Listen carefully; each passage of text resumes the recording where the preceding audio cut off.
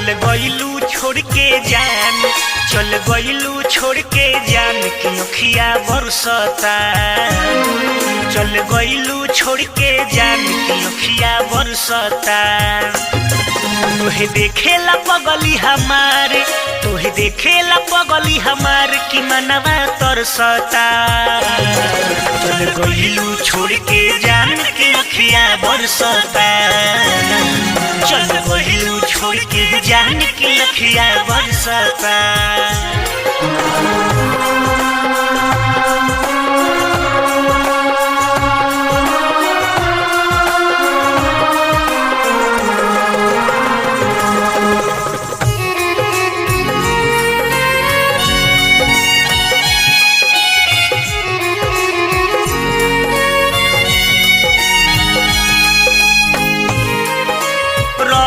हरिहर तोड़ दिहलू तू फूल के डाली हो।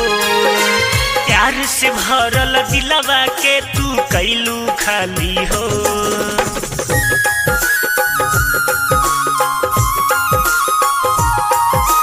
रहे हरिहर तोड़ दिहलू तू फूल के डाली हो। प्यार से भरल दिलवा के तू कैलू खाली हो।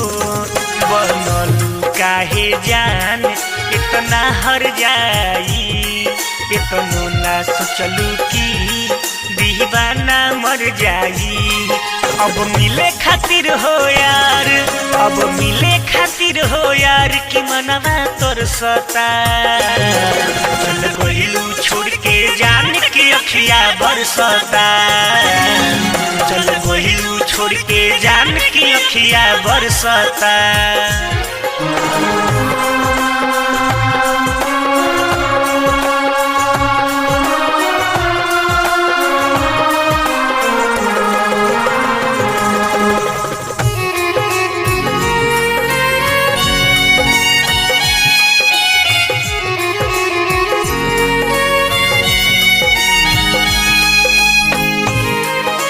राइटर संदीप सावन के तू प्रेम में डूब गइलू।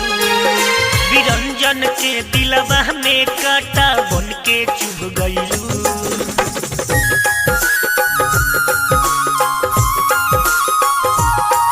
हाँ राइटर संदीप सावन के तू प्रेम में डूब गइलू।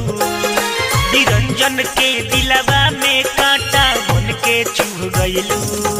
हमरा से के प्यार खिलवाड़ कैलू हो। झूठहू के जियलू तू दूसरा के भइलू हो। अब पियो न जाला पानी, अब पिहलो न जाला पानी खाली सरकता।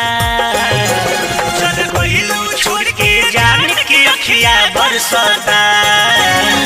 चल गइलू छोड़ के जान की अखिया बरसता। तोहे देखेला पगली हमार, तोहे देखेला पगली हमार की मनवा तरसता।